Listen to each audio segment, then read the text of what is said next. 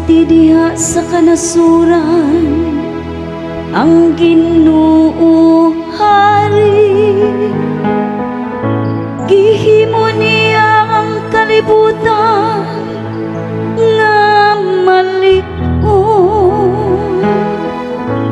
aron dili kayo hud matarong.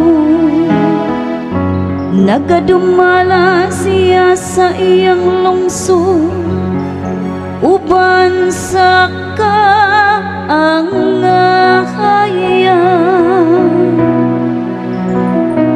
Moabot ang Ginoo aron paghukom sa yuta.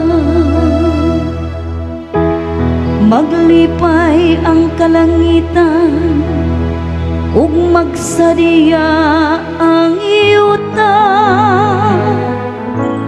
Mulanog ang dagat ug ang nakapuno niini.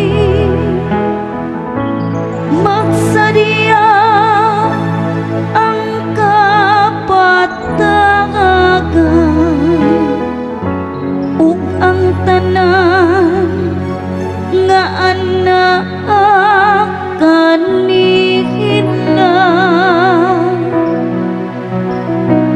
Moabot ang Ginoo aron paghukom sa yuta. Manglukso sila sa kasadian at tubangan sa Ginoo, kay nagaabot siya. Nagaabot siya aron maghari sa yuta. Maghari siya sa kalibutan, uban sa kaangahayan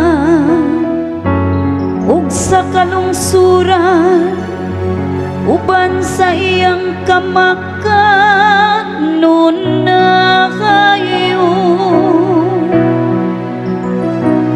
Moabot ang Ginoo